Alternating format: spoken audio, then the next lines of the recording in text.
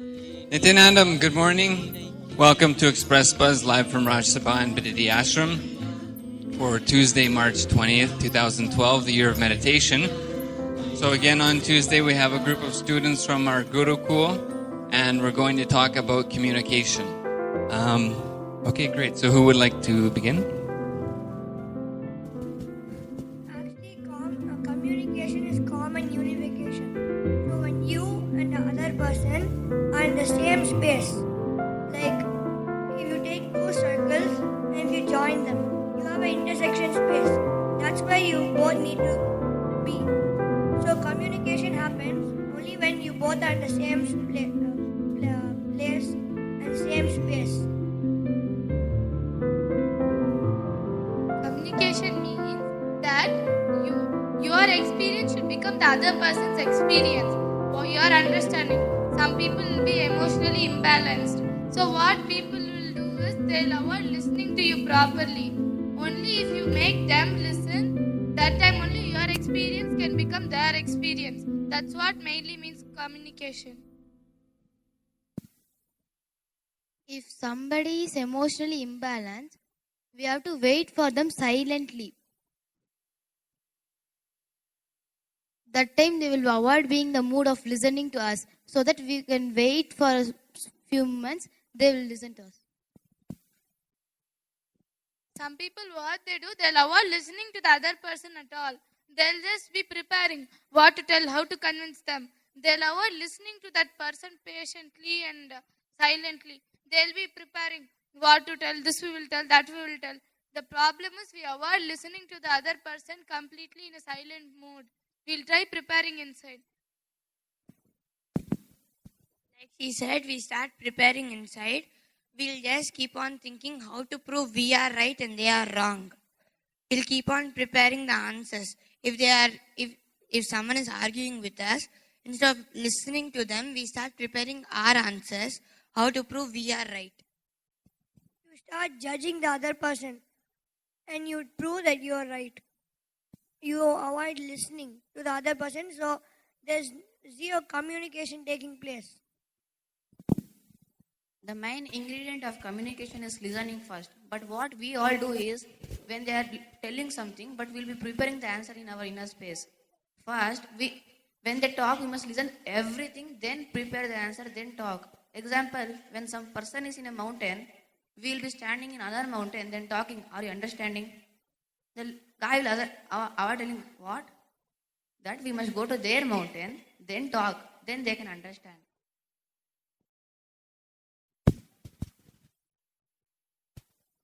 If you listen, immediately they will also start listening to you. If you and the other person are in the same place, the listener is listening and receiving. So there's a real communication happening place. And sometimes when people are avoid to be ready to listen to you, somebody when they are emotionally imbalanced, how much ever you try convincing them or making your experience into their experience, they'll avoid listening to you completely. Only if you be there in their shoes and answer how they want you to answer, then only they cool down and start listening to you first of all. Then only your experience can become their experience. Then only it's said to be communication is fully finished. And when someone is asking you some questions, like about the spiritual topics, when you listen completely to the question without preparing the answer for that question, automatically the answer will just flow in you. You will just get the answer. Like Swamiji says, the question itself has the answer. Zero need to prepare the answer separately. So the answer will just flow if you listen completely. So like he said, when you listen completely, you start if anyone asks you a question, the answer comes spontaneously. It just downloads from the cosmos. Because that time we are in the receiving mode. But what we do, we just judge and start preparing for answers. We block the cosmos from downloading the information to us.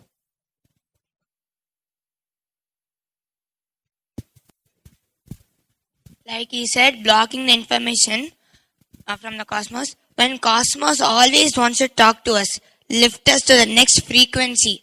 But we are so adamant and arrogant, we'll just tell, we have many other works, important works. So we have to work on our computer, watch this movie, watch that movie. We just keep on delaying the cosmos again and again. So we avoid giving it a chance to even express what it wants to tell us, what it wants to give us. That means what is, when you prepare, keep on preparing. When the other person is talking to you, you avoid having the delayed gratification to wait for them to finish and listen to them completely. You'll keep preparing it inside. That means as they told, that you're just stopping the cosmos to download it inside you. So you are stopping from you getting evolved. When you keep on preparing, you're just trying to prove we can prepare our own answers, and you keep preparing. So that's how you make a block to the cosmos entering into you. This is where misunderstanding and fights start. If you avoid listening to them, you'll think they mean something else and you'll start fighting unreasonably. So the main thing is, for communication, you have to put yourself in their shoes and understand what they want to convey to you. If this avoids happening, like she said, there are going to be fights, arguments, because you both are want to be in the same space. One is in the other mountain, one is in this mountain. There's zero communication taking place. And whenever you are open to the cosmos, you become like a hollow bamboo. The cosmos can just put whatever it needs inside you. But whenever you want to prove yourself or anything, the bamboo which you are, it's just blocked. So we all are bamboos, but we think we know everything. That is where there's a block. The top part is blocked. Whenever we start listening, it just opens up, and cosmos just downloads into the hollow part. Okay, great. So communication has a lot to do with listening, and this is a lot of why meditation is really helpful, and why looking into and understanding your pain is really helpful, because we all have this common source. There's this intelligence, there's this thing happening in life that we're all part of, and it's energizing our bodies, and it's giving life to us. So when each one of us looks inside towards that source, then we become closer to other people. So we're able to communicate and understand them better. So we often think, we have to have the words prepared and we have to have the answer prepared. But really, we all have the common experiences and motivations, and even these basic 7 human emotions associated with our chakras. We're often motivated by the same factors of fear and greed. So when we learn about these basic human emotions, fear, greed, worry, gratitude, attention need, then really this is what brings us to a closer understanding to others and helps us to communicate more effortlessly and easily. So Swami has said something to the effect that if you're sitting with Ganga, with the river Ganga, and you're able to have fewer thoughts per second than the river Ganga, then you will receive that blessing, that darshan, that download, that information, that energy. So it's when we're able to be more silent that things can flow into us. If we're full of words, then nothing else can come inside. So when we're able to relax into that silence, then when other people are speaking to us, we can provide to them that space to express.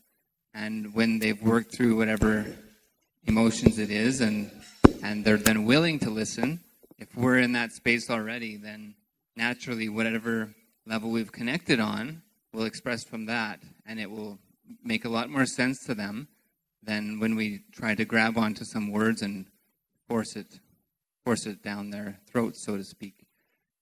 So you can see that these kids, it's really their experience. They're just spontaneously talking about these things. And so there's also a practice that Mark knows they're doing that has to do with being present and staying involved. And if you see someone who's not being present, it's your responsibility to get them back into the event. And one practice is, if you find your mind wandering when someone's speaking, is to repeat the words that they're speaking as they're speaking them. Is that, you guys do that? Okay. Okay. Yeah, so in terms of listening to people, if they're speaking and you find your mind wandering, will you repeat what they're saying inside to maintain their attention? Actually, we play a game. Like we play a practice. So it's just a game. We actually have delayed gratification. We avoid just talking what we want. We wait for our words. So we hold back our words, and then when it's really needed, we speak. Okay, great. So, yeah, what else is there to say, really? So, the thing is that we have this opportunity to relate to everyone, so that we're all having this human experience. And so that really is the value of learning more about ourselves, is that we see how we're unconsciously controlled by our emotions and our thoughts. So these thoughts and words come and cloud our inner space and prevent us from being able to listen to people.